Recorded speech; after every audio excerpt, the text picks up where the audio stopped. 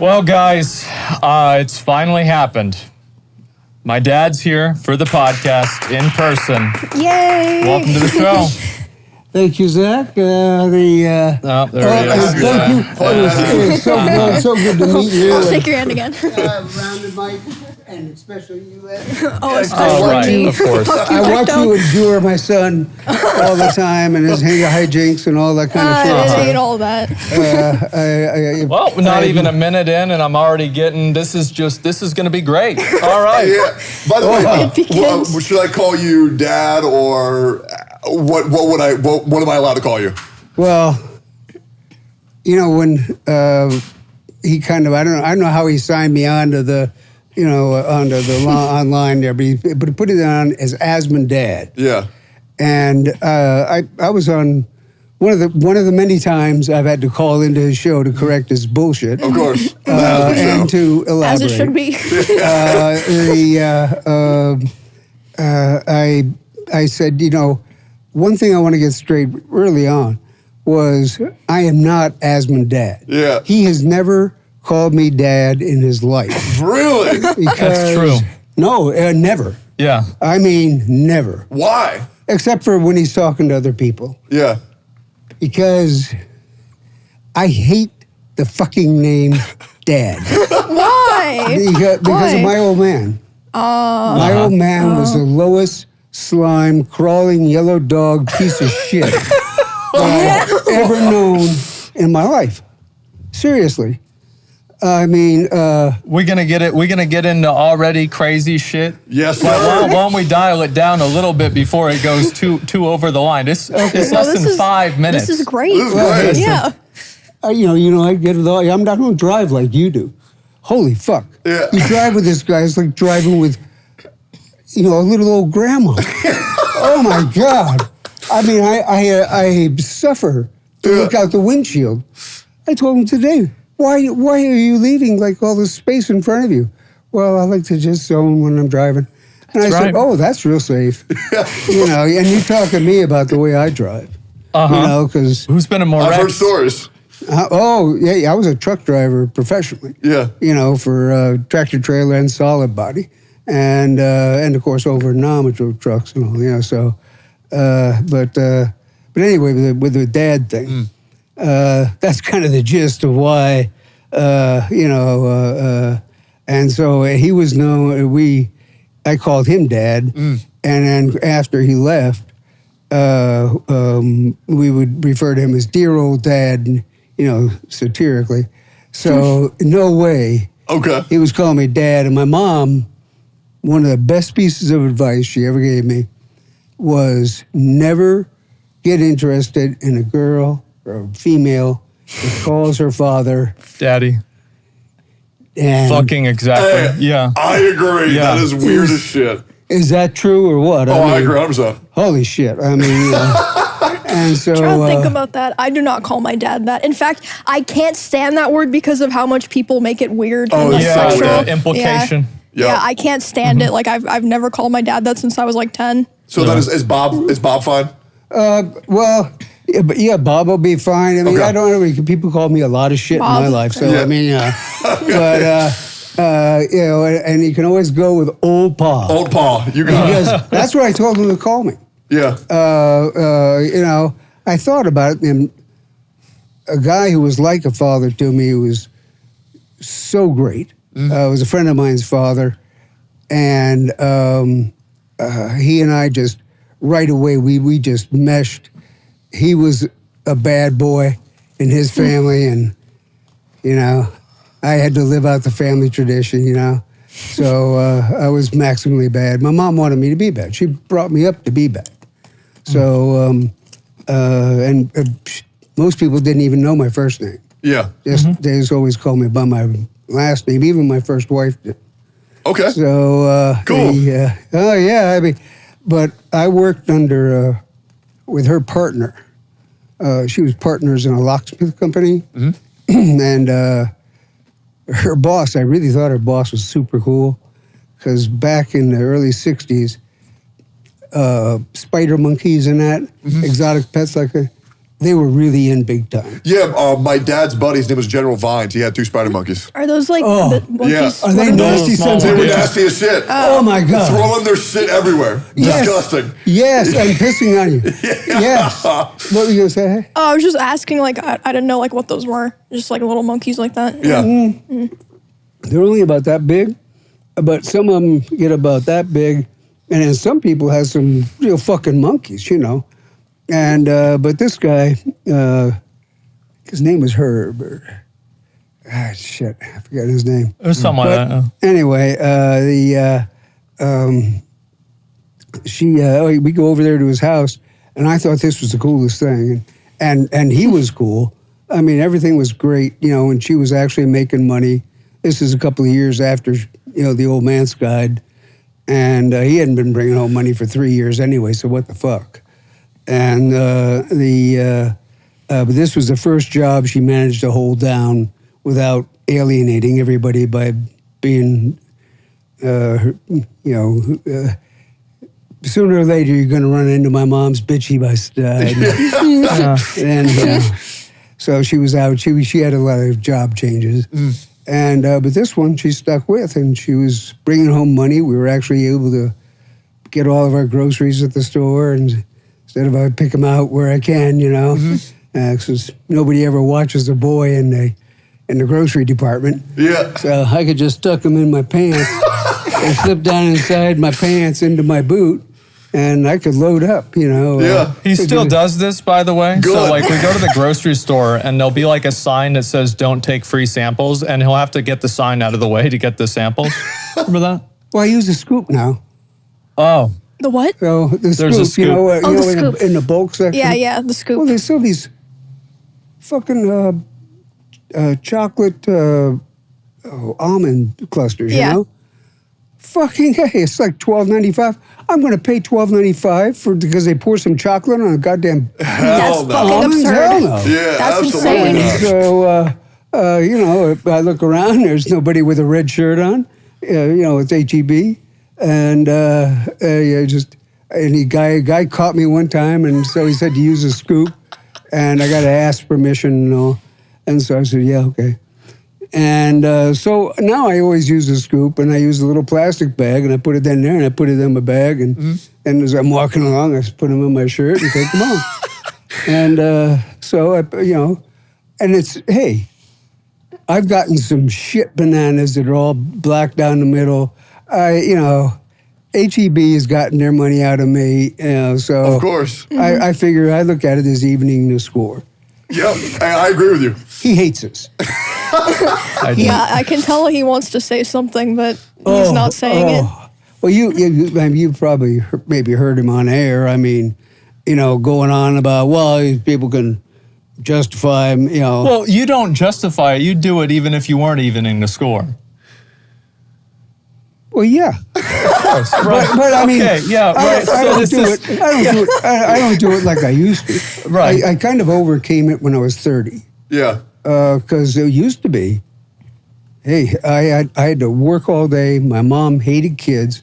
I had a younger brother, 7.5 years, and a sister 9 years.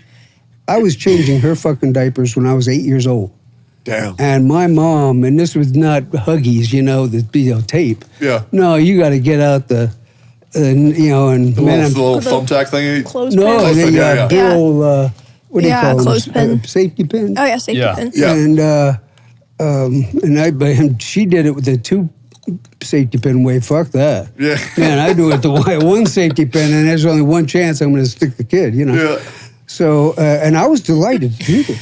I mean, the one thing you did not want to be in my family was a kid. I mean, that was out. Speaking of your family, I am curious, how was it as you were growing up over the past, maybe, or not growing up, but as you were getting later in life and Asmongold became your son to now one of the most influential shut creators. The fuck up. One of the best guys on the entire planet. How was it seeing him grow into what he is today and becoming a content creator? I told him he was always into video games. Yeah. When he could not stand up, we had a big ottoman.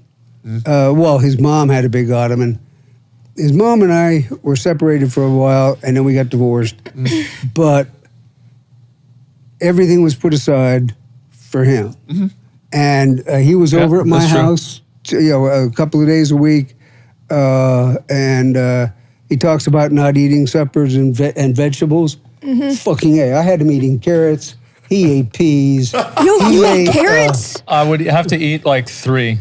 No, you ate a bunch of them and you learned to like them because I put a lot of butter on them, and you just put a lot of. I learned to eat them. Yeah. And I did the julienne. The thin sliced carrots? Yeah, the sliced, the ones that are a pain in the ass to do. Yeah. And so his mom would just chop them up, and then he wouldn't want to eat the things because they're like hard as a rock, because she hated vegetables. So one of her benefits to him is he didn't have to eat his vegetables. Of course. But at my house, I mean, the deal was you take one bite, and a couple of bites, 3 bites, give it 3 bites. If you don't like it, we pitch it out and we get you something else. Yeah. So it was applesauce. Yeah, yogurt. I could do applesauce. He did applesauce, Applesauce. yogurt, Appy sauce and julienne butter carrots. cheese.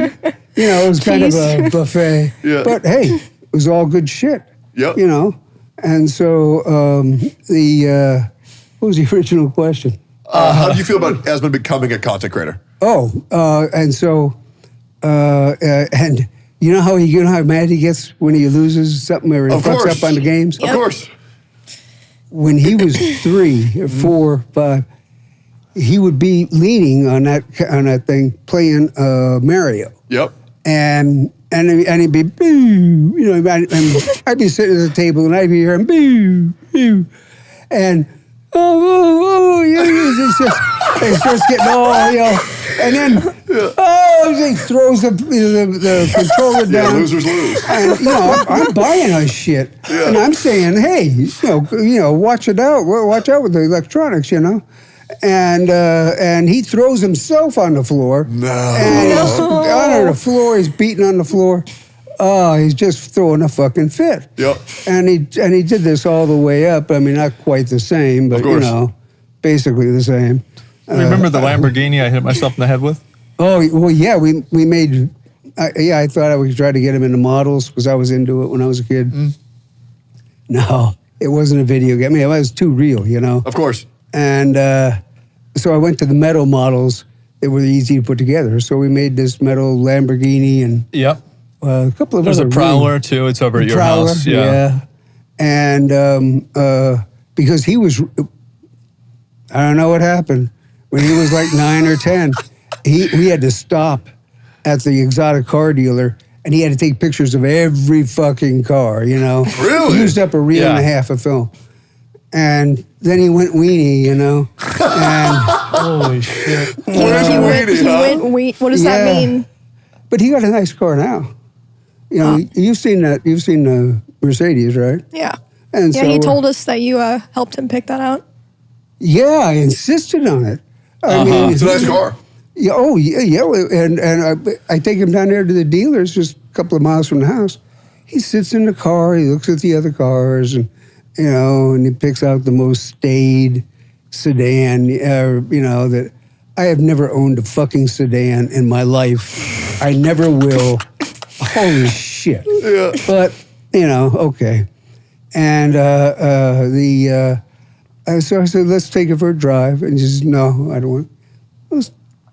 I-35 was kind of busy. So I said, well, just drive around the building. Because he loves to drive my Challenger. I mean, he... Yeah. And so, yeah. Were you a Challenger? I got a Challenger. I got a Challenger fucking Hemi, man. That's a nice car. SRT, man. No, damn, why didn't you let him bring his Challenger today? I didn't think of it. Damn, I would have loved to seen it. Well, didn't you see it? He used to drive it up here because he he's fucked up brought it my here a old couple car. times. Is When the his- one that when his the one car that's died? broke? No, that's the old one. No, when his car died, he was driving the Challenger No, I here never for a saw couple it. weeks. Oh, you didn't? Damn, it no, I was never saw it. the blue one, the dark Well, you blue rode one. over there probably with him, Emmy, didn't you? Riding that Yeah, car? I've been in it. Yeah. Yeah, because I think you went down to get something, and I always feel weird calling you like Emmy because I don't. Oh, well, know everyone you. calls me Emmy. Is this cool? Okay. Yeah, even my parents call me Emmy. I feel funny about doing. I mean, so. some people call me Emily, just like some of my friends, but everyone here calls me Emmy.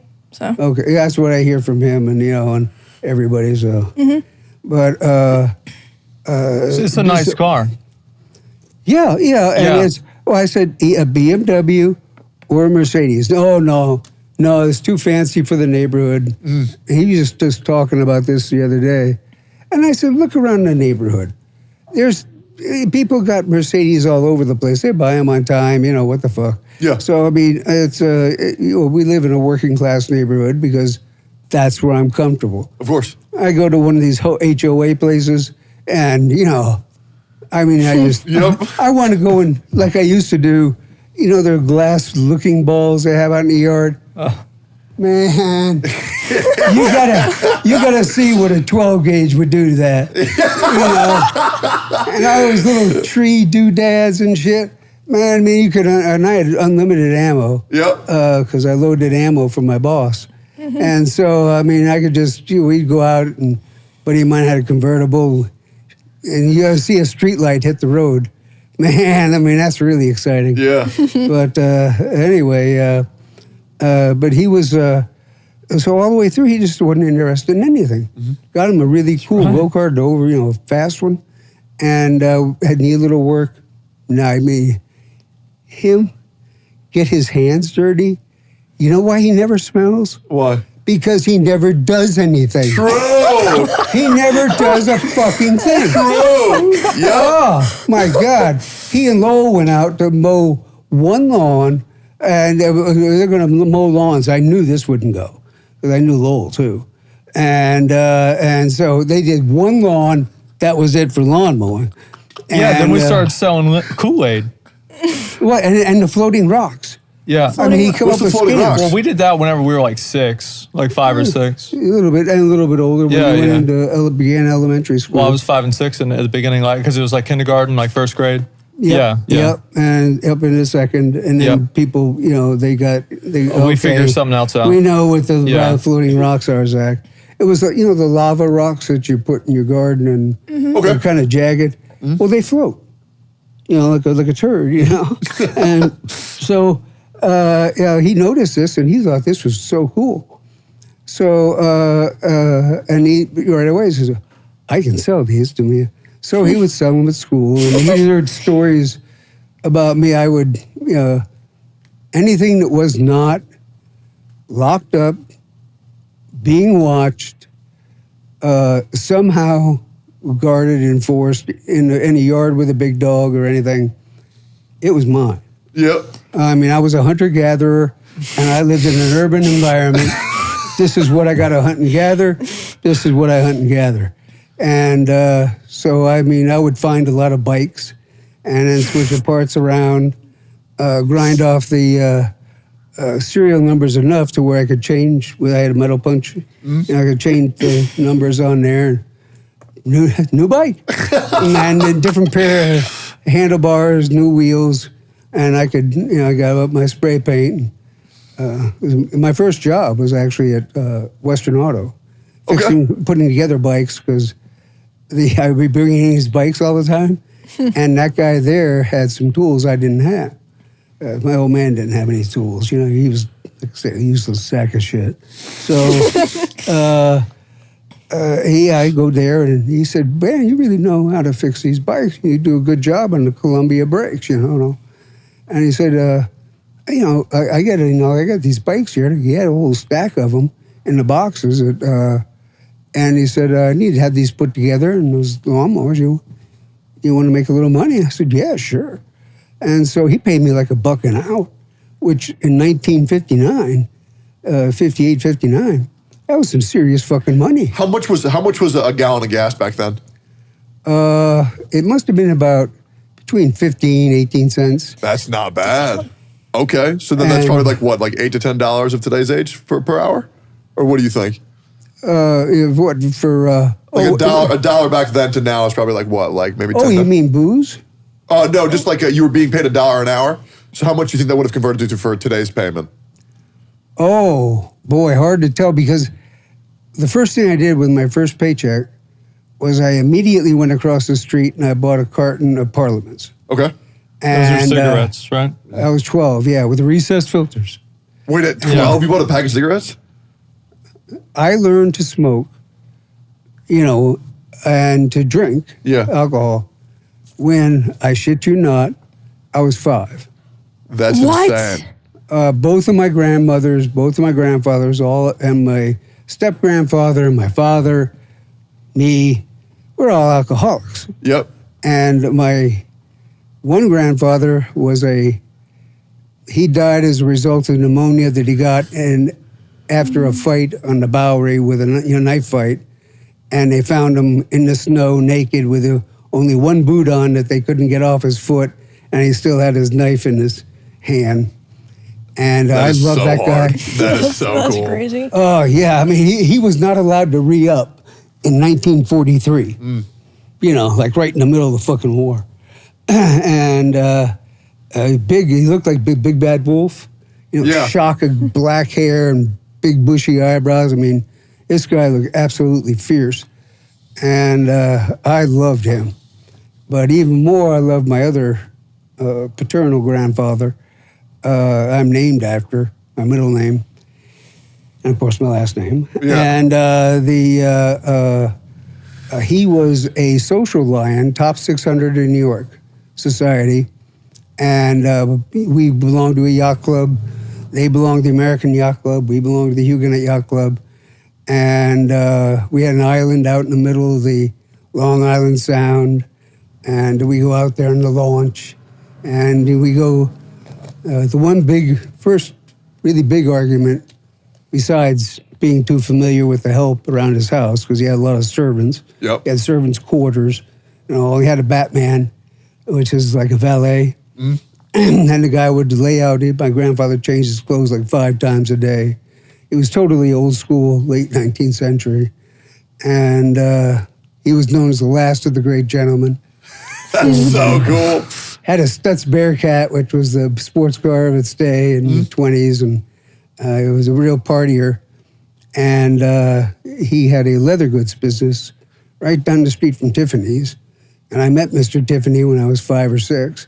And The owner of Tiffany's? It's the Tiffany, the old man. That's Tiffany. awesome. Yeah, you got some of the stuff, right? Yeah, I've got a salt cellar still, and the glass is remarkable. It's an amazing piece.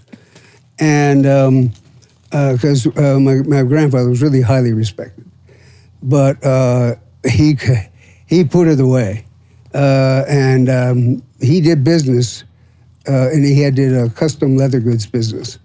And so he went all over the world, killing everything in sight, ripping its hide off, and we had other people mostly do that.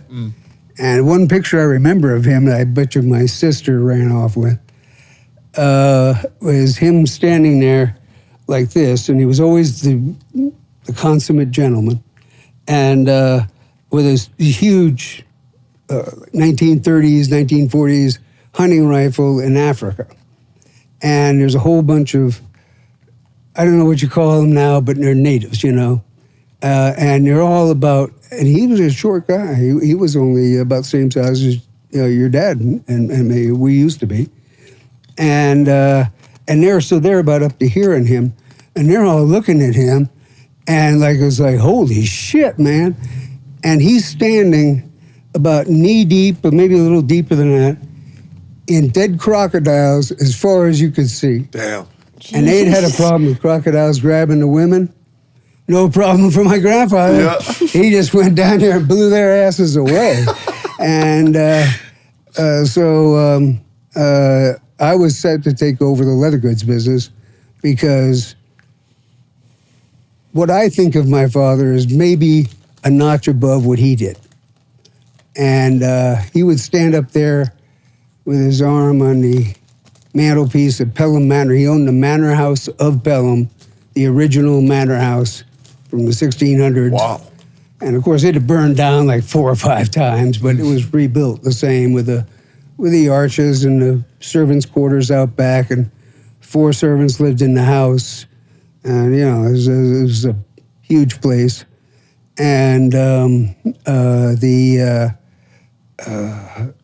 I was all set to take over, and he had cocktail parties about 4 times a week, 6 times a week.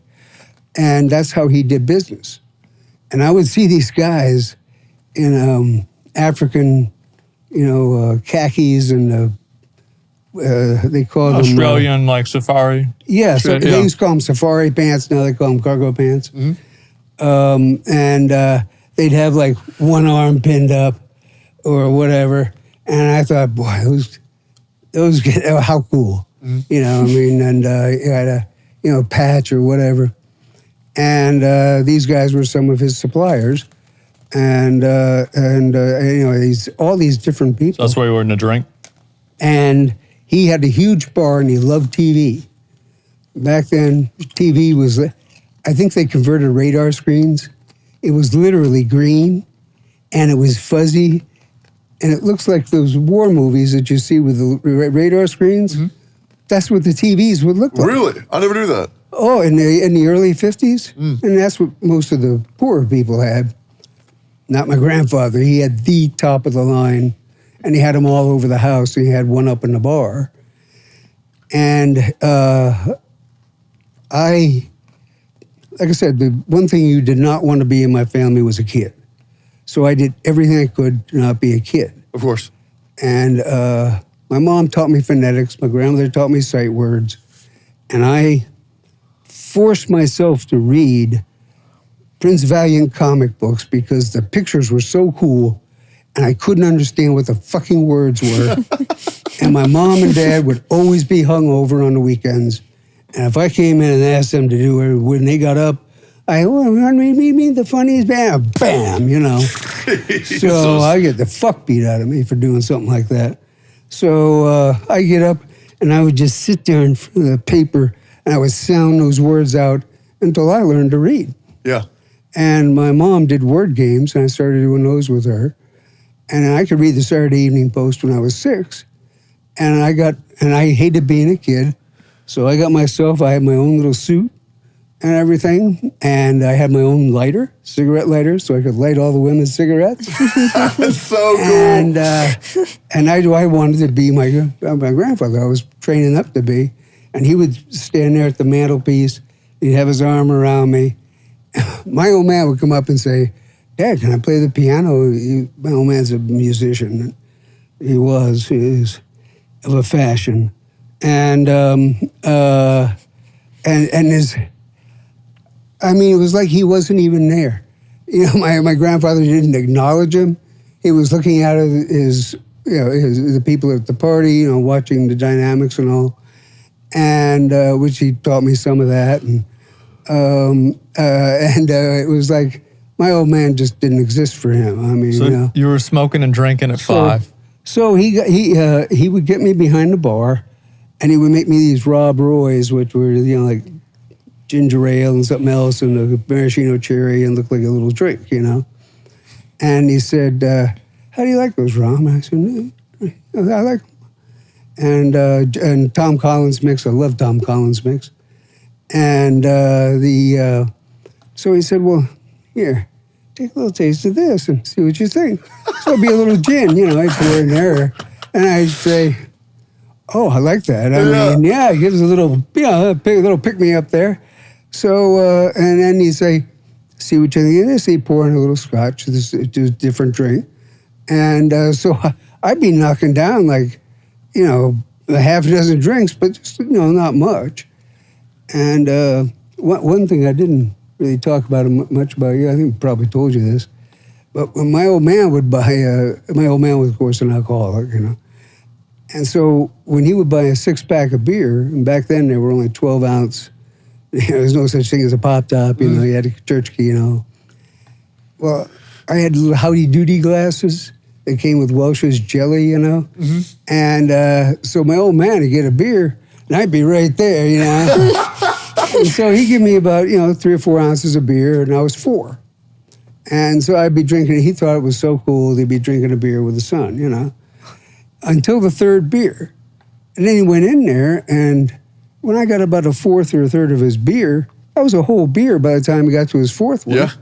And so, God damn it, what the hell is going on here? This kid's drinking up all my beer. And go to bed, Rob. It's like I'm going in there and getting his beer, you know. But and I preferred the mixed drinks anyway. Of course. They tasted better. So my grandfather, you know, this is rum, this is, you know, and right off the bat, when I was 5 years old, I preferred Kentucky bourbon. I can taste the corn in it. I mean, I love the taste. I bought my buddy of mine was managed the liquor, ABC Liquor Lounge. And so I buy it by the case. He'd tell me when it's going on sale and they'd have an overstock.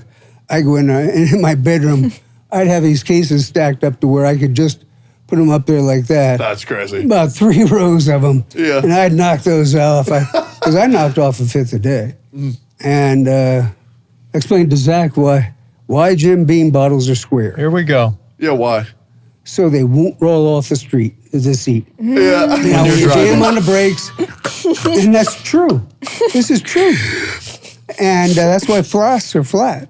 You know, like the way that they are. Well, this is real. This isn't a joke. This is not a joke. Oh, okay. That's insane. And yeah, you know, it's Gilby's gin. You know, it's the same. Yeah. And matter of fact, they a little smarter. They tapered the bottle, so even if it does roll, it's going to roll in a semicircle. You know, this is just shit you had to know to live in my neighborhood. And so I got to where I really liked that, and he was a heavy smoker. And Philip Morris. And they had these Philip Morris ads on. And there's a call boy going around the motel back before they could page people.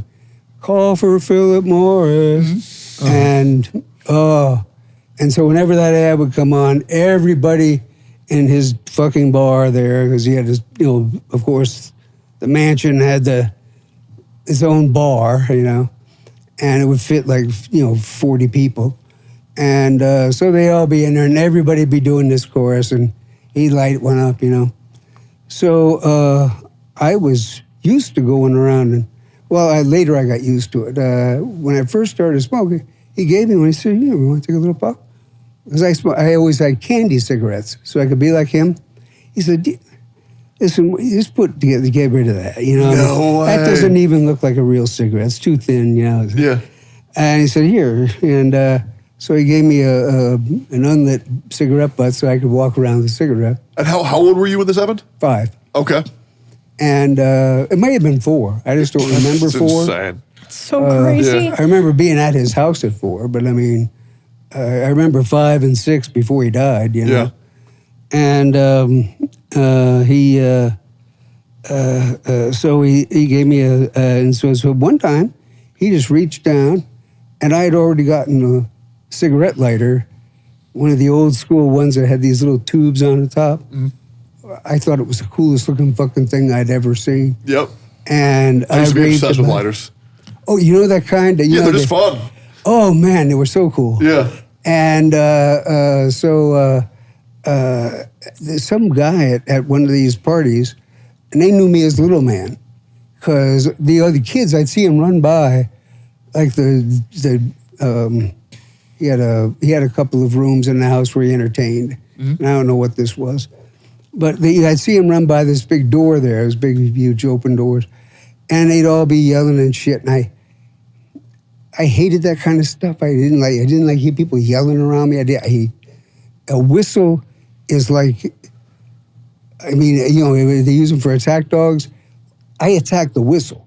I mean, I cannot stand that shit. Yeah. And whenever I was out there playing, somehow somebody got hurt, and somehow I was involved. And they never would listen to reason. So I preferred to be with the adults.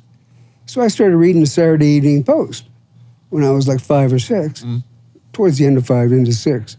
And they had condensed story novels. One of them was If the South Had Won the Civil War and Fail Safe, top sellers. And I'd read these things, and I'd sit there at these parties and discourse on this. I was out handing out I Like Ike buttons in 1952. For Eisenhower, he was the president. Damn. Yeah, running for President Eisenhower. Yeah. And family's rock rib Republican. 1952. Damn, that's what, 72 years ago? That was 1952, actually, because I was 6. So I was born in 47. Yeah. And so anyway, my grandfather says, here, Rob, let me light this up for you. So I had one of those long cigarette butts somebody put in the ashtray. So I smoked, I guess. He says, nah. He says, that's not the way real people smoke. You have to breathe it in a little bit. Oh, God. So, predictable, I Cough your lung out? I was dying and falling on the road. And I said, how do you, no, that's not true. And so he says, oh, yeah, what did you? And then he blew smoke rings, and he could blow smoke rings inside of smoke rings and make targets and all That's big awesome. people and all kinds of stuff with smoke rings.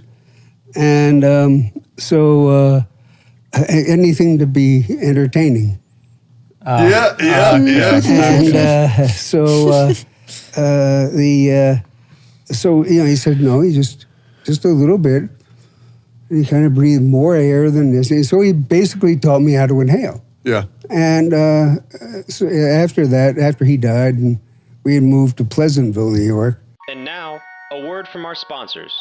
Greetings, Steak and Eggs listeners. Today, I'd like to talk to you all about our sponsor, Call of Dragons. Call of Dragons is a free-to-play fantasy MMO conquest game which blends strategy and RPG mechanics. The gameplay revolves around training heroes, expanding your territory, and going on huge, epic raids. And as you can see, Tectone is already fully immersed. You play in the fantasy realm of Tamaris, inhabited by humans, orcs, and elves. You'll be able to team up with other players working in extreme PvE scenarios, working together to defeat formidable behemoths in raids. Or if you're more of a competitive player, PvP battles are also an option. There's a huge 3D map to explore in Call of Dragons where you'll take advantage of resources to grow your base, build up your legions, and recruit powerful heroes. You'll have to balance scouting and exploring with managing and defending the buildings in your city. Additionally, you'll want to level your array of heroes, choosing from deep talent tree combos and equipping different artifacts. There's basically endless potential for growth and scaling, featuring a lively community for you to ally with other players along the way. Call of Dragons is available for download on PC, the Google Play Store, and the Apple Store. Play it today by scanning the QR code on the screen or by clicking the link in the description. And of course, thank you Call of Dragons for sponsoring today's podcast. Do you still smoke or no? Not now. Well, It's fine. I mean, I can say that. Yeah, it's talk fine. about it. Yeah, it's fine. Okay. I don't smoke cigarettes. Okay. Yeah, I smoked, I used to smoke like a pack to 2 packs like every day. Me too. Yeah, and it's like, people say that once you quit, it's easier. No, it's not. It's impossible. Like, because I've been clean for 10 years, and I still think about it every day. They're just nice, they're fun, and they also made me really good at video games. Really? Yeah, they made me so good, it's ridiculous. The best I'd ever been in the game called League of Legends, which I'm really glad your son never played because it would have made him even worse. I thought you did. I never did. No, thankfully he played World of Warcraft, God's game. Oh, well, I mean, I know that. I mean, there's all Path of Exile and all these other ones, too. Yeah. Believe me, I hear all this shit all the time. But yeah, I used to smoke so many Camel Crushes because you could pop the menthol in it. Oh man, they were so nice.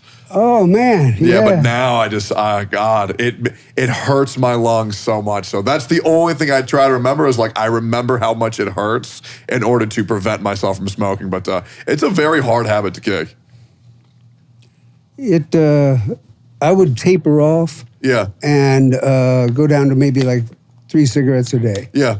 And I had quit, but his mom was a heavy smoker all the time. I knew her for 50 years. Yep. From the get-go to the day she died and set her, when she set herself on fire anyway. But I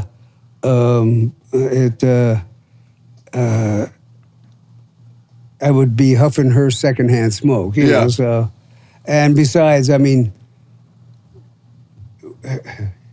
we would buy up 2-pound bricks, and we'd take a brick and we'd move off, half a brick and lids to friends. We get a free half brick, Yeah. And back then you could get a gallon bag, puffy like this, of and we had old time. I mean, grew up there. She grew up. She was born in Florida. Her grandfather was the big sheriff of the county that could take 2 shots, 2 slugs in him, and still bring in the poachers and bring them to justice and all this. And they named this huge county in South Florida after his family, and on his mom's side. And it was so big they divided it into 4. And so his Aunt Carrie and Uncle Bill still live over in Arcadia, and they're still as cracker as ever, Yeah. You know where that term comes from? I think I know where it comes from, but I would love to know Let's hear your story. where the term cracker comes from. I thought it was because the whip. That's right. Okay, all right, yeah. It's wild. It's wild. That's why there's only 3 states where you have crackers: Alabama, Georgia, and Florida. And that's because you got the thick stands of palmettos and stuff. And there's a reason they call them sawtooth palmettos. Why is that? Because they got saw teeth down the side of them. Oh, Jesus. And they'll lay your, I mean, I never wear short pants. Yeah. Ever. I mean, you just, Yeah. And there was also sawgrass, which I had out when we grew up in the first house we lived in, backed up right down to a swamp. And so it was the greatest place in the world. And besides Nam. Of course. Yeah, you were telling me you really enjoyed Vietnam. Oh, man. Oh, I had a fucking field day. Yeah. They had to send me home. I took my first year, and What year did you go to Vietnam? If you remember. I went in mid-January of '69, Damn. and they sent me home. They made me leave Quang Tri on the 30th of September. That So was you my would've- combat. You would have been base. like, what, 20, 24? I was, let's see, I turned 21 in basic. So I was still 21. I Okay. took 22. I came back when I was 23 or 24, I Yeah. guess. I went over there at 22, came back at 24. Because I came back in October of, they escorted me to the airplane on September 30th. And they quick processed me through, and there were a bunch of us that didn't want to leave. And so they had us in little cordons with these fucking MPs, and with the sticks. Do you like And MPs? The MPs were they were okay, because they were as crooked as they come. Yeah, I fucking hate MPs What are personally. MPs? Military police. Military police? Yes. Okay. Oh, yeah, well, I mean, those guys let me get by with so fucking much. Yeah. And they were, a lot of them were buddies of mine. I was in tank school with 3 guys, got thrown out of MP school. 2 guys in my squad, just my squad. 4 squads in a platoon, 4 platoons in a company. Just in my squad, 2 guys were, what do you call it, bigamists. I said, who the fuck does this? How do you marry 2 women and you fuck up like that? Well, I moved to a different state and I got a different wife, So they found this out in MP school, so they sent him there. I had been held over in basic training because I had to spend a week in the hospital with a respiratory infection in the most dreaded place on Fort Benning. Really? Ward 007, you upper respiratory disease. You walk in there, and if the guy didn't have a swarthy complexion, like a Hispanic guy, you knew he was probably from Puerto Rico or Virgin Islands or some fucking place. And but if it was a white guy, he'd say, "Hey man, what part of Florida are you from?" "Oh man, I'm from Volusia, "Oh no shit, I'm from Cross City." And I said, "I'm from St. Pete." "Oh, well, y'all live down south." And I said, "Yeah." So it was, because it was all, we were the guys getting sick because it was fucking cold as shit. Yep. And I joined swore in at 12 o'clock noon on February 28th, 1968. And the same day I got my draft notice. to report for the, but I was already in. And which was after a little bit of a fight. They didn't take me in at first. I joined the fucking Army in 1968, tests going on, and they turned me down. Why? Section 32. When you go through processing, you know, they have you bend over, spread your cheeks, do all that kind of stuff. Yeah.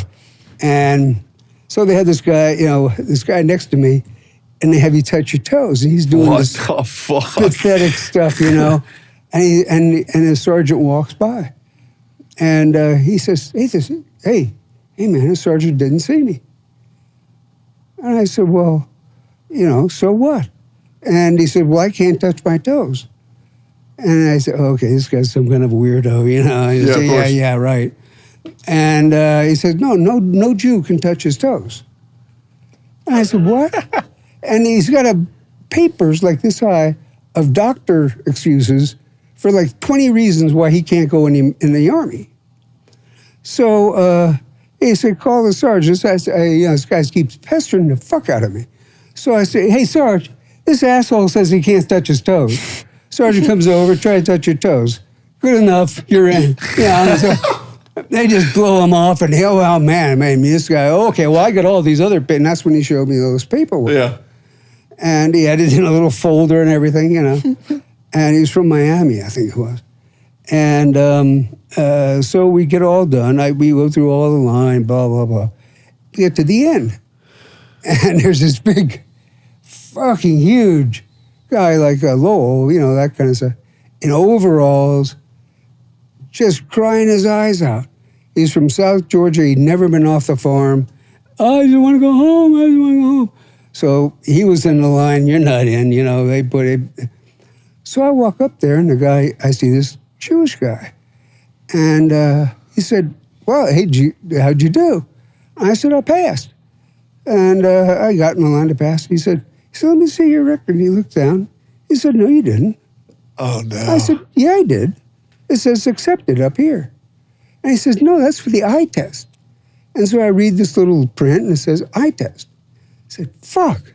I thought I passed all this time. Yeah. So he says, no, look down here. And there's two like little fucking tiny boxes. One of them says, is qualified for and is not qualified for military service. And mine's checked, not qualified for. Why? And I say, my question exactly, Yeah. John. I mean, I said, well, my exact phrase is a little bit different. Yeah. I say, well, what the fuck? I mean, you know, what is this? And so I look down, and it's got like 4 things listed that are wrong with me. You know, one of them is pes planus, which is flat feet. Okay. Because I have had my feet run over. By then it was only 2 times. Later on, it was 4 times. Damn. But each foot 2 times. But so it kind of flattens your Flatten feet them out out, after yeah. a while, you know. So and then so they blew that off, and something else, and they blew that off, and so you know another thing they said, yeah, you know, who cares? We need guys. We need bodies. Why is having flat feet just a problem in the military? I don't know. I always heard that you know for World War II and all. Was that why they declined you? No, they passed that. Oh, okay. They don't give a shit. I mean, you can't walk? Okay, get over there in that truck, or you know. Yeah. I was going in to be a tanker anyway. Of course. I was not going to be humping a packer. I did that in the swamps in Florida. Yep. I knew how that went, and I was, and with all these morons that you're in there with, holy shit! I mean, these guys are as dumber than those fucking dumbbells. I mean, oh my God, their brains have the penetrability of those weights. So, and you want to be out in the fucking field with them? No. Hell no. And so, and besides, I was enlisting, and when I went to enlist, he said, "What do you enlist for?" I said, "Well, I don't know." So he had those little dial things, you know. So he dials to, "How about admin? You'd be perfect for admin. You got really high scores and all." And I said, "No, I didn't go in the Army to fucking be a clerk." And so he goes to artillery, you know, and he gets to armor. And I says, armor, what is that? He says, tanks. I thought, that's Sounds it. awesome. I've always wanted to drive a tank. That's it. He says, tanks. And he said, no, you don't want to sign up for that. I mean, you're joining up. You can sign up for anything. And I said, yeah, I've always wanted to drive a tank. I'm driving. I told you the tanks along the DMZ story. So, I said, this is it, So I said, I joined up with the Combat MOS. What are you doing? So I looked down the list, and the last one is Section 32. I look over there, and the list goes down to about 17 or 18. Then it jumps to the bottom line, Section 32, psychiatric. And I said, oh, great. I want to be denied entry into the Army for, whatever they, I forget whether it was still 4F or whatever it was for, medical reason, and explain that for psychiatric reasons in the middle of the war, And so there was this captain's office there, Carrera, I think his name was. I still remember some of these names. And I walk in his office. I threw those papers down. I said, what the fuck is with this? I said, I joined the fucking Army and you turned me down for, I didn't talk to any shrink. Yeah. And how you saying I'm fucking, psychiatric reasons? I mean, this is really fucking pissing me off. And so he calls in this sergeant, a big beef motherfucker. And, I say, keep an eye on this guy, step back from my desk. And so he looks at my record and he says, well, I don't know. He said, I don't know how this got marked on there. I said, well, what the hell kind of place is this? And so he says, well, I'll go and check on it. And so they had me come back. I had to make another trip up there to see a shrink, and all the Army shrinks were taken up. And so they had to see a civilian shrink. And he said, this guy's qualified. As a matter of fact, given his personal background and all, he's actually highly qualified, well qualified, and probably good material for going to Vietnam. Good. And I'm saying yes. And so, because that was the whole point. Growing up, you have plans, I knew I would have a beard. I would smoke cigars. I would ride motorcycles. I would be a truck driver. So you were a real bad dude back in the day. Still are a bad dude. Well, I'm such a weenie now. Really? Oh, it's disgusting. It's not that I put up with shit with anybody. Yeah. But do you think your son's a weenie? he isn't in the game. Oh, okay. He's not in the game. He would. Well, first of all, he saw what happened to me. Yeah. And with the neck damage, and you take a few baseball bats in the neck, a few 2x4s in the back, and the neck and the head, and and nobody has ever knocked me out. This permanent sore right there. Yeah. It used to be, the hairline was down here. You used to not be able to see it. No way. But when I got that, I was in I think it was a Marlin Inn or someplace in St. Pete, and we were drinking. And we walk in there, and it's like, totally dark. Can't see shit. So you got to let your eyes adjust. You've been in bars like that. And so my eyes adjust, and I see it's a whole bunch of these old fucks. And St. Pete was a retirement capital of the U.S. back then. It was like the elephant burial grounds for old people here in the U.S. And so, and there they are, drinking, and carousing and shooting pool. And they got these old floozies with them, the old barflies, and, all their nips are pointing south, and everything, And, so we're looking around, and I'm kind of joking with this guy. So this dude overhears me, and he takes a little offense at this. And he turns around, and he had his mixer there, was a Coke.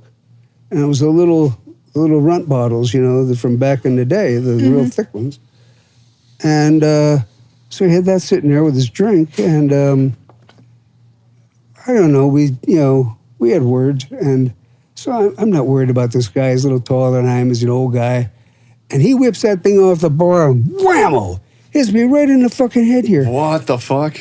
Busts the bottle over my head. Yeah. And right away I start seeing the twinklers. Yeah. I don't know. You ever been hit that hard? You I see have the- actually been hit that hard before, but I believe I was knocked the fuck out. Oh man, I was hanging on the bar, man. Yeah. And I'm kind of, I wasn't sitting on the stool. That can be hazardous. Yeah. You want to be ready, So I kind of leaned back against the stool, against the bar. And I'm saying, I go, hey, man. And I can see him kind of through there. And I said, hey, that's rude, dude. I mean, And I'm just trying to maintain and stay upright. Of course. And this guy, he's holding a bottle. He says, holy shit, did you guys see that? I hit this fucker on the head with a Coke bottle. He busts it, and he's sitting there mouthing off still. That's sad. And I said, well, I'll kick your ass, And I'm doing all this shit. And because I always wore full cleated boots. I made my own cleats on my boots out of truss plates, they used to put trusses together. Well, I draw an outline around my boot, so my whole heel was cleated. And then I put a couple of spacers in there and then put another thing over there, so there's a double cleated boot. Man, I mean, I taught Zach never to kick anybody with your toes. You break your fucking toes, or you hurt your feet. True. It's always the heel kicks, Never hit big bones. Don't hit big bones with little bones. There you go. No, And so, one of the only times that I've ever seen my dad actually disappointed in me, because you taught me how to use every kind of weapon or use anything, how to kill things, etc., is you were disappointed that I was bad at throwing a knife. yeah. Oh, damn. Well, but he kind of made up for it with the axe.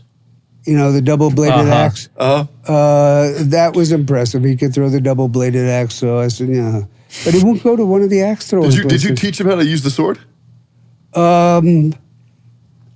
He's I really showed good him. with the sword. We have swords at home. Yeah. I have one of the cavalry swords that my family carried. That's so cool. And I brought home my contribution was a 44 Russian carbine, and I brought home from Nam, and a mountain guard crossbow.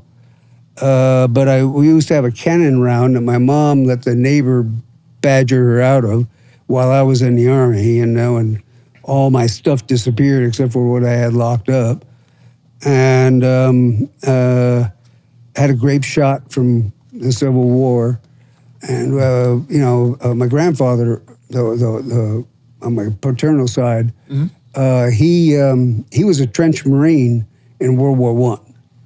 And, I mean, badass service. And even though he was I told Zach the term swell, which was rich guys in those old movies that be dressed in tuxedos, and they'd have Like Frank Sinatra. Yeah, Yeah. like Frank Sinatra, only younger. And they were in the movies, and they were like a stock character of a rich guy who liked to party with the floozies and the barflies and stuff. Well, my grandmother was a flapper. And she used What's to a be... flapper? A flapper in the 20s was a party girl. Okay. And she was a severe party girl. And also an alcoholic. And when they brewed the bathtub gin, it was her bathtub. After World War II, she had a 43-day bacchanal with people passed out on the stairs. 43 It was days. 43 straight days. And my grandfather, Jesus. because he was wealthy, he could have the motorboats, that brought in the alcohol from Canada. And got richer and richer. And so upstate New York and all over New Hampshire and that area there. And they had houses in the Hamptons and stuff like that. That's good living too, huh? It's, yeah. Yeah, New Hampshire. I'm pretty sure it's a pretty nice area now. They look at Martha's Vineyard as the low class. That's crazy. the Kennedys went there. Oh, Yeah. you know, they're Catholics, and Joe Kennedy was a notorious pirate. You know, I mean, so it just people like Donald Trump, they look at him as I was taught exactly not to be like that. You know, big, blustery, you know, bloviating bully. And So what are your full thoughts on Donald Trump? I We're gonna get in trouble here. I won't say everything, but I was, you know, telling Emmy that that infamous video of him sticking his, you know, I can stick my hand up everybody's skirt, you know, and all that kind of stuff. I saw that live, and I don't watch that kind of show. I don't like to watch daytime TV, and I never watch it. But I was in a barber shop or someplace, and I saw that, and I hated him before that because he's a big fat bully. Absolutely. I was a little wise ass, smart mouth guy, but because my family were hitters, my mom and my dad. If I was just walking through the living room, you know, and I get swatted, smacked, tripped, pushed, kicked, magazines, slippers, belts, and then not counting the beatings and the punches in the head, and you know, and that was both of them. My mom was I actually saw my old man literally hide behind my mother's skirts more than once after he mouthed off in a bar, and my mom is standing there and say, "Come ahead, motherfucker." You know, well, she never, that's the only word I never heard out of her mouth. Yeah. Everything else I ever say, you know, fucking son of a bitch. I remember calling my old man a fucking factory worker when he went to work for GE. And, you know, I mean, and yeah, she made no bones about it, and anywhere she went, you know. Yeah. She was tough. And I'd see her arm wrestle when she got the safe company. She got strong, lifting up those floor safes.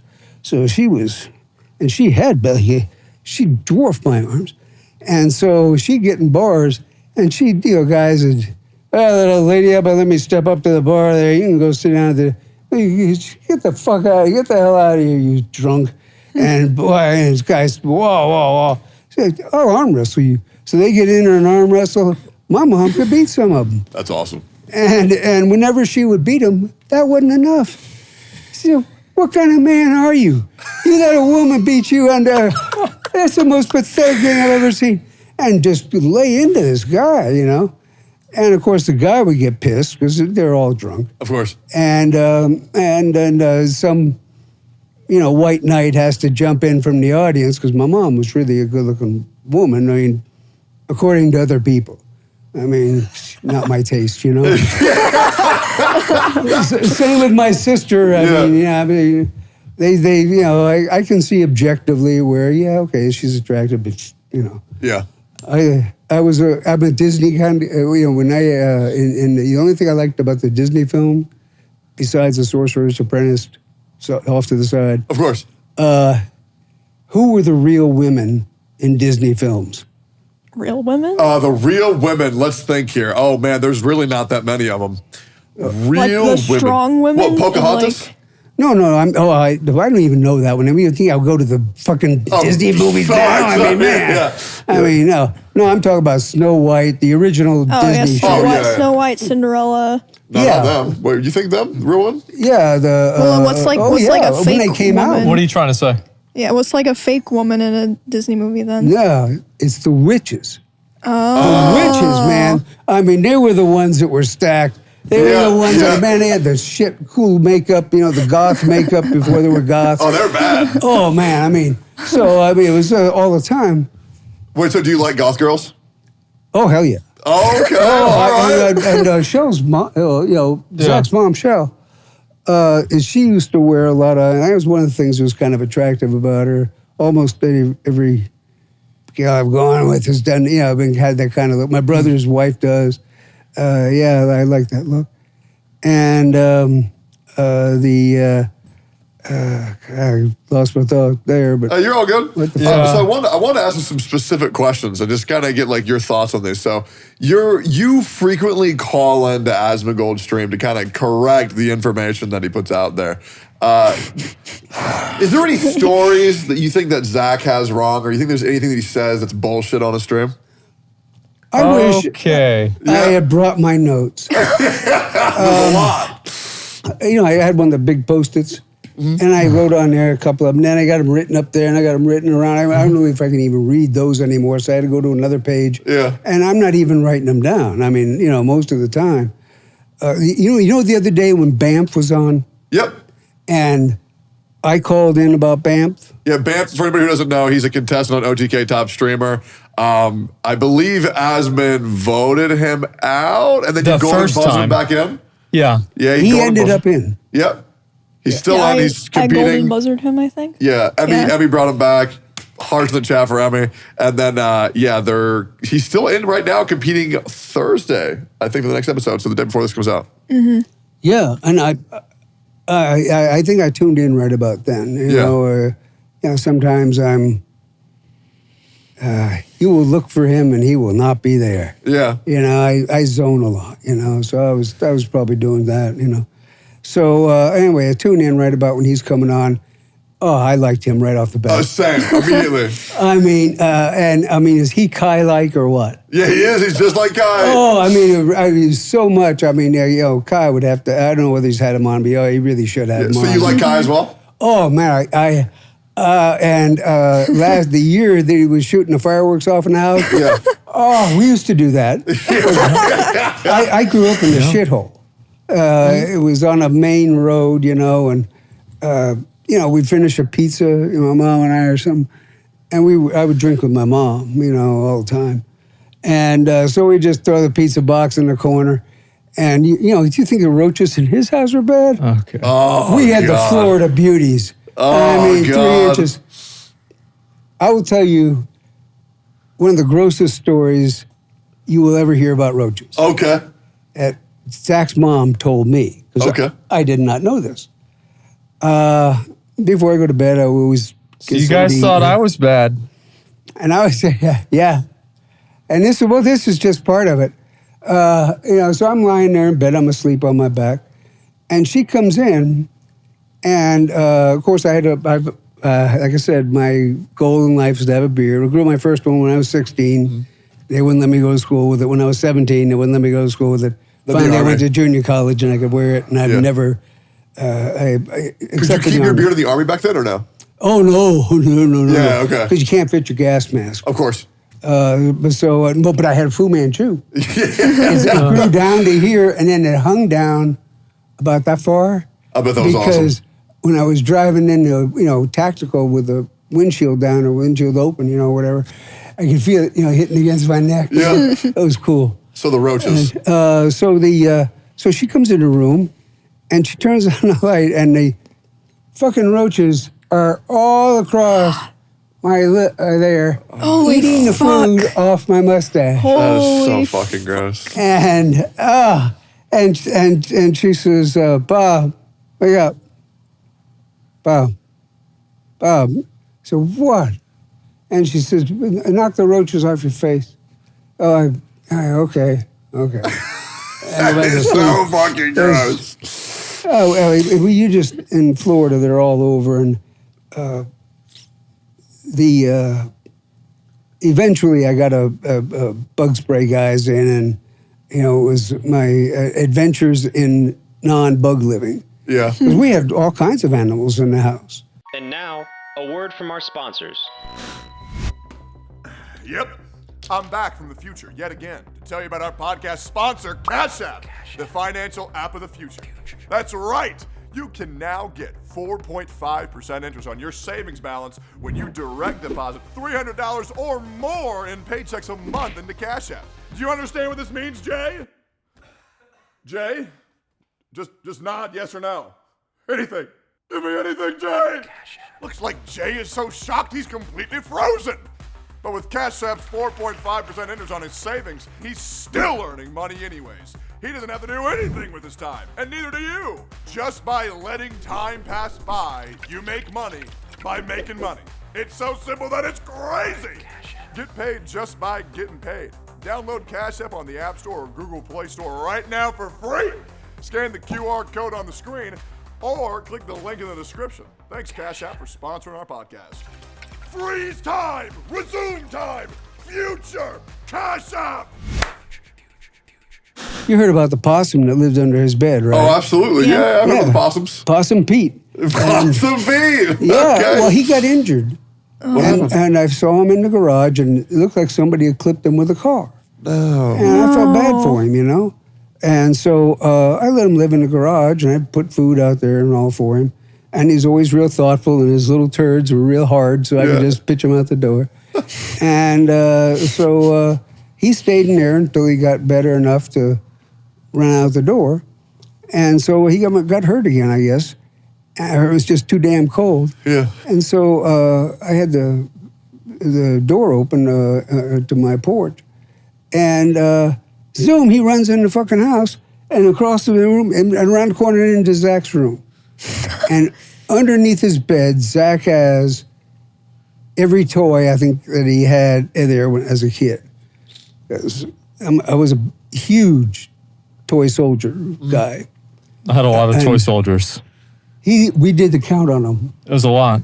I don't have a number. It was a lot. It was between 12 and 15,000. Damn. 12, 1,500. Yeah. Okay. And yeah. we had Nazis, we have Germans, we have Russians, Czechs. I can tell by their helmet because I also brought home a Czech helmet too, and everything back to the Alamo. He even got Davy Crockett swinging his. That's awesome. So and all the coolest shit that I never had. I mean, coolest looking tanks and all kind of. A possum was in there for a while. Oh yeah, so he ran into there, ran underneath that bed, and I said, well, okay.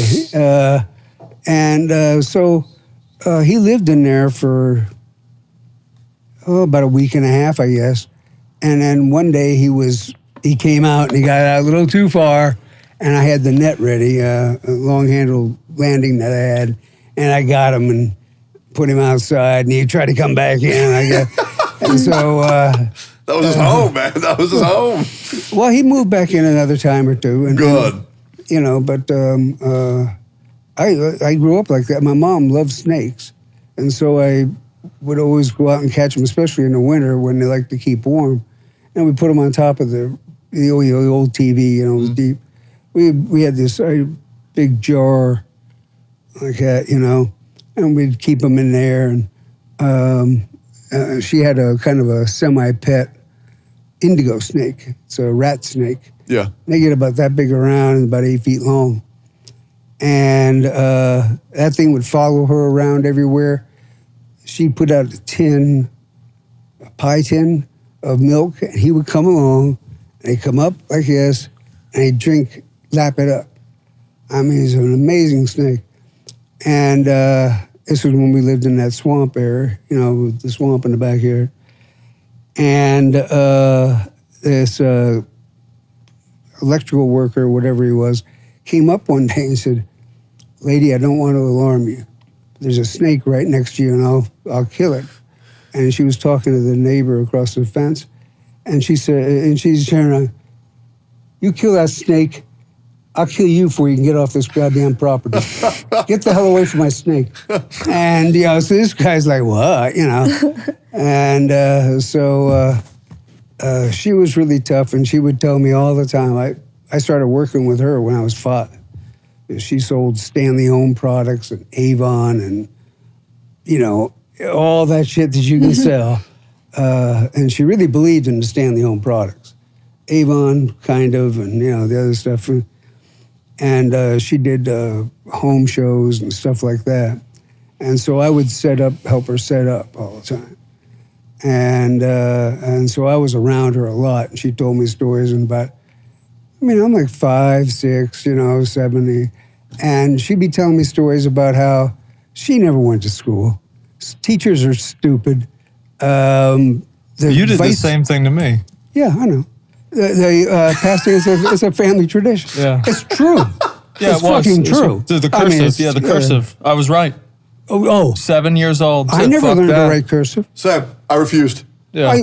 And unless I looked up at that thing that went around the room that had this, Sam, I go to make I'd be having the word like I'd have, the first word would be so in a sentence, let's say. And so it's supposed to be a capital. Well, mine would be an ampersand, it might be an I, any of those letters that go up like that. And it was pointless. It was pointless to learn. yeah, what's the thing with the S like this? That's not an S. Everybody knows a fucking S is that. Yep. Who doesn't know this? So I just write everything in capital letters. I did too for a long time, but then they wouldn't, because I was always in honors English. Yeah. And so they said I had to do both because I used that to get over when I wasn't sure with the capitals.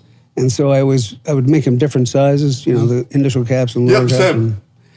And I do that a lot now, I still. But and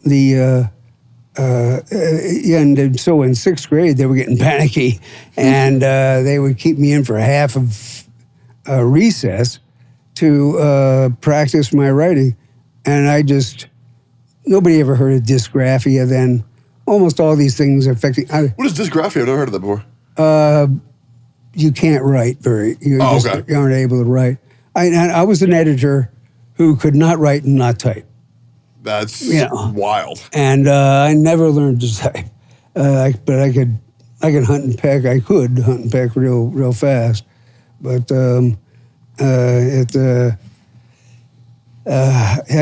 I never thought I'd have an office job. Yeah. Never wanted one. I loved being a truck driver.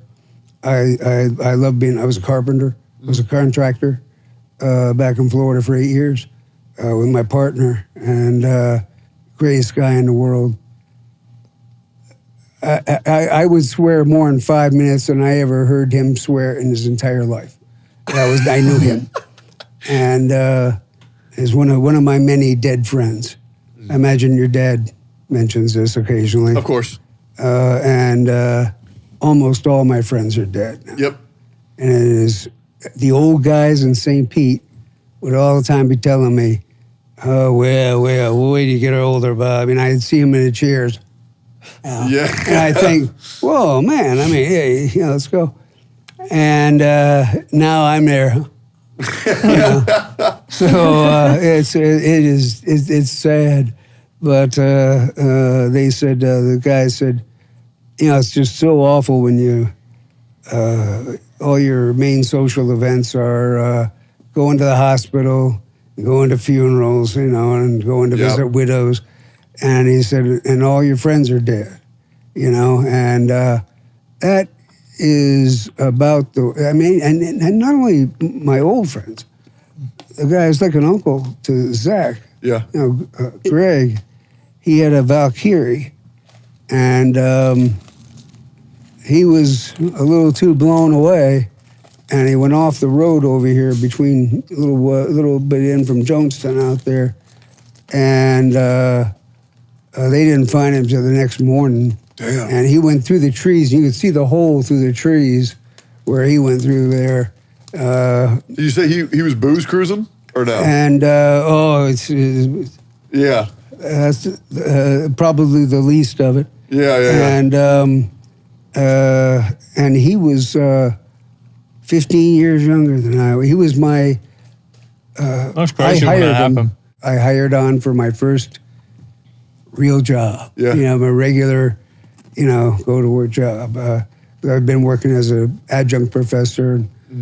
His mom and I were scholars, and we did that for many years. But the old phrase, "poor scholars." Well, I would be earning money, but his mom could spend money faster than I could earn it. And she'd give it to her family, and I'd tell her, damn it all. Her sister was a bar wench. Yeah. And would leave her kid alone at 5 years old by himself, like what happened to me. And the guy got murdered one time underneath his window. He lived in a garage apartment. Damn. And so we took him in, And then they went off to North Carolina, and she kept sending them money, and I got so damn mad. As her dad, his granddad, just the opposite of my old man. I love that guy. Absolutely. He was so cool. Yep. He was a flyer in World War II, shot down twice over the Mediterranean. He moved the equator like 5 miles or something so they could get the navigation back on. Went in with 7 men, came out with 3. Damn. And, it was, he was just a tough old bastard.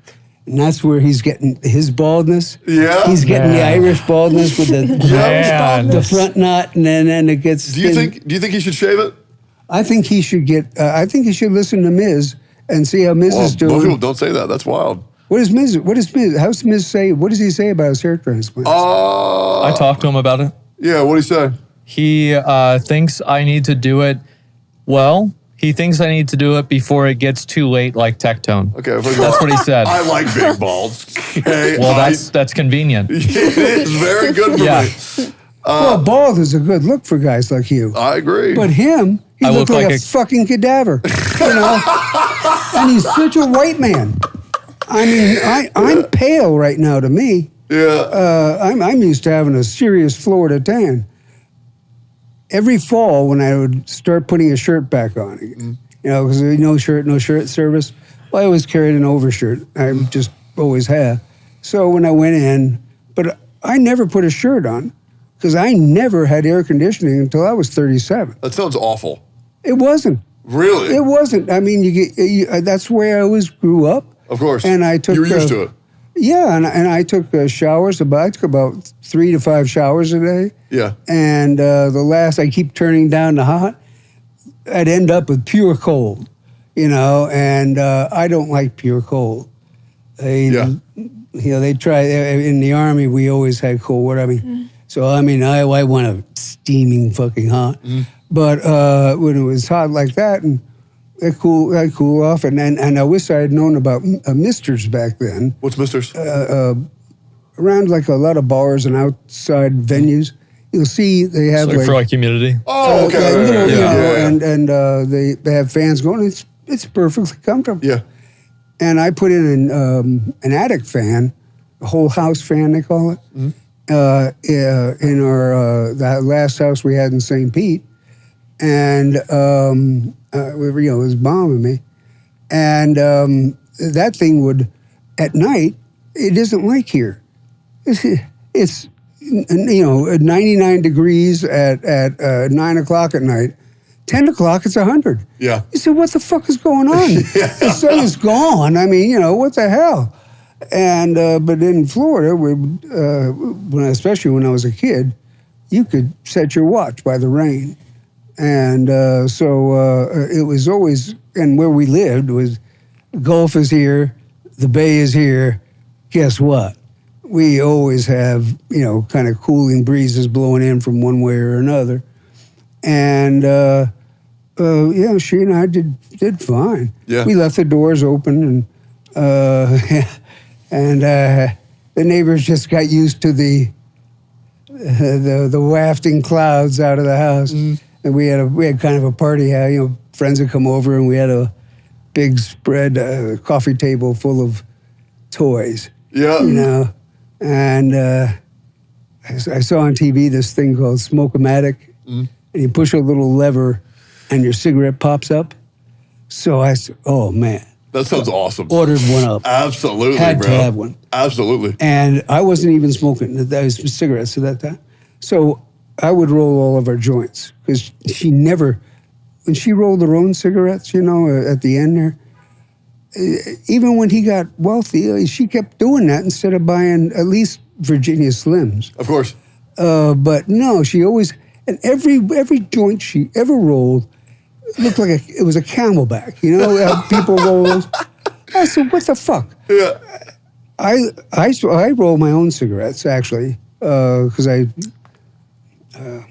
the guy I got, her partner, was a 5'2", half Apache, genuine hillbilly from the capital of hillbillydom, Harlan County, Kentucky.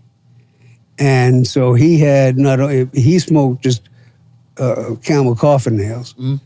And I love those. But he had a son-in-law or somebody. It was a big belt buckle, Dallas. He was a truck driver. And I said, "Oh, you from Dallas?" No, it was his name, So anyway, I saw him roll cigarettes. I said, "Oh, cool, show me how to do that." So he did, and then I got good at it. And I can roll a cigarette with one hand. Damn. And hey, cowboy man. I mean, I was wearing boots in New York. That's another thing that my grandfather wasn't all that wild about. But, I've always wanted, my feet are shaped like this. Speaking of grandfather, I am curious. Would you like to be a grandfather? I would love to. But I mean, I would, I didn't want any more kids. I didn't want him. Oh, yeah. But his mom and I went over 16 years without even a scare. One time she missed her period for a month. I said, it's nothing. Yeah. I had other girlfriends like, holy shit, Well, kind of like what was behind my first marriage, which lasted like 2 months after I got back from Nam, and that was into that. But that ever goes south. But but yeah, his mom, I think his mom scared him off from girls. And he always says how they don't, how he wasn't attractive to girls. He's such a bullshitter. I think Zach's a great looking guy. Oh, yeah, I think man. he's a Oh man. he's a good looking guy. Is this gonna be another embarrassing moment for me? I mean, look, he's a good looking guy. You've He's gotten successful. off light so far. Yeah, charismatic, very easy to talk to. I mean, Articulate. Absolutely. I told him when he was little, I said, I'm not pulling punches with you, boy. Yeah. I said, I'm going to use words and you're not going to understand them. Yeah. And as you get older, you'll begin to understand them. And I'm going to explain things to you and you're going to wonder, what the fuck? Yeah. And, eventually, and that's why when he got an economics class, supply and demand, he thinks everything comes natural to him. And it's because half of it I taught to him. And his mom taught him the other half. Yep. As, she's such a gamer. She set her fucking house on fire in Kissimmee.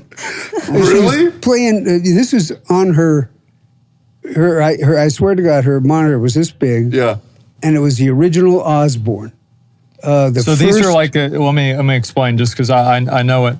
Like, so basically, like, these are the PCs. It was like one big brick, and then it would have like a very small monitor that was like chroma key green screen. And she had games that she would play off of that. And I even found her old notebook that it showed like all of her notes, like fantasy games and shit like that, like Dungeons and Dragons, like weapons, all kinds of crazy shit like that awesome. from like the 70s. Oh, she was totally into this. Yeah. And we moved up to Kissimmee because we were running out of money. And she said she was also like goth, right? His mother? She was a hippie. Okay, so she wasn't a goth gamer girl? No, there weren't goths around really much then. Okay. I mean, they were my first like real girlfriend. I just really didn't have much to do with women, Of course. because I considered myself already kind of married. When my old man left, I made a deal with my mom because she was such a bitch that I left her myself. And I went over to live with my grandmother. But then I started getting in trouble at school, and she had a great second husband, but, I knew he'd be on my ass. He was a real straight arrow. Yeah. And so I knew that I was going to wear out my welcome here pretty quick. So she sent over my mom sent over her boyfriend, previous boyfriend that I really had liked. And he said, if you don't come home, we're going to split up the family. And one of you stay here, and one of you with your mom, one with your grandmother, and one going up north. And I knew who was going up north. It was going to be me. And I'll tell you, when I stepped out of that fucking car in St. Petersburg, Florida, on April 1st at 10 o'clock at night in 1956, and it was gorgeous. The moon was shining, the sky was cloudless, shining off this, what we call the lake, but is a retention pond behind my grandmother's house.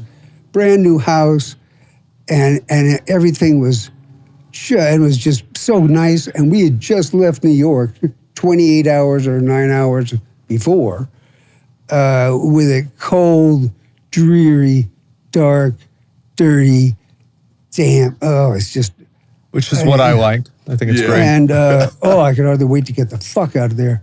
And we picked up my old man in the city, and because they had my grandfather's old partners had outfoxed him and just took the company away from him because he never grew up. He fancied himself this jazz player, and he plays boogie woogie jazz that I detested, always have detested, just on it, and then because of him attached to it, doubled the, and and so all he really aspired to do was be a beach bum who liked to play the piano along and I get along the beaches. I go to every bar every night, and this is when he's sober. Yeah, that's insane. And he'd get mean when he'd get drunk, and he was a little, you think Zach is skinny.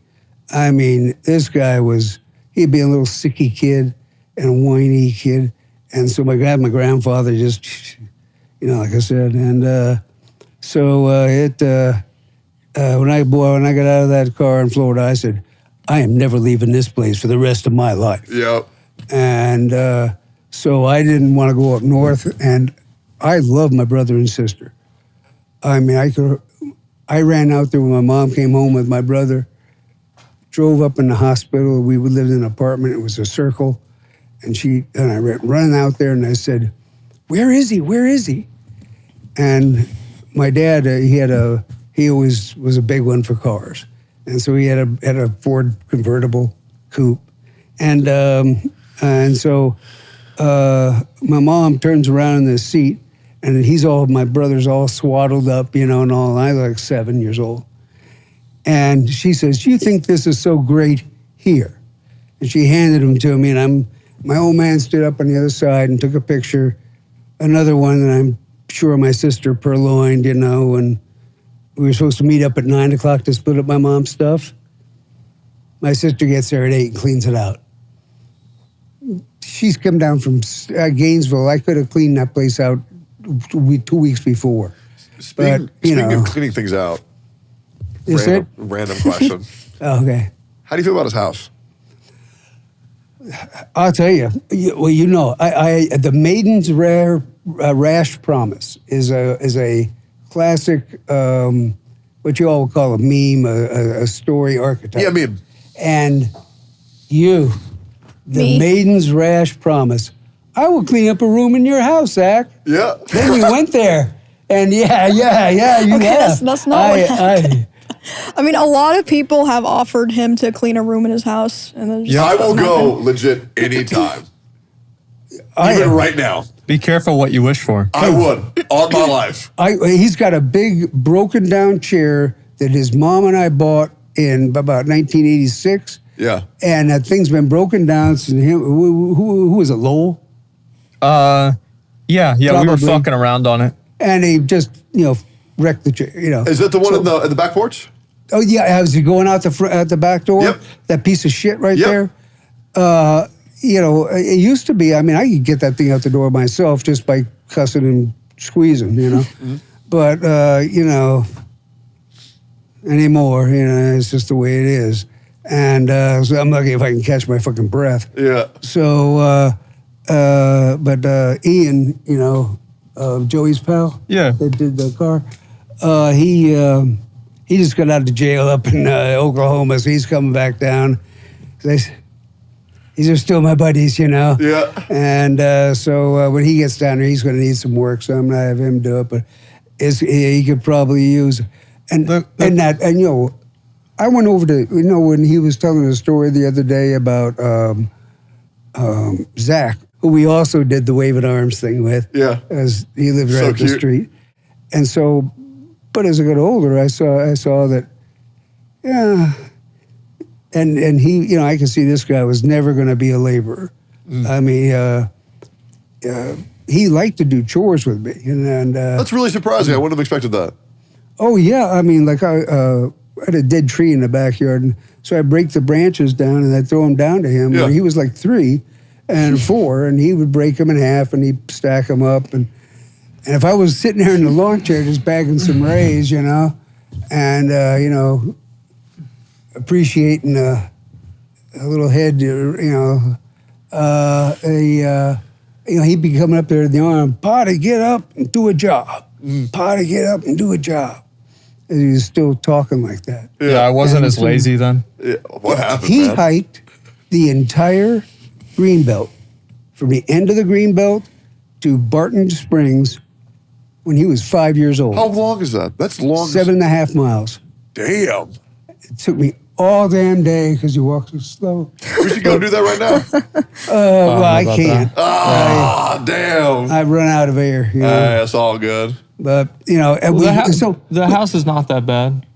the house was that bad. It So was. then, so what if we were to clean Zach's house over the course of like 3 days? Well, see, the thing is, he throws out everything.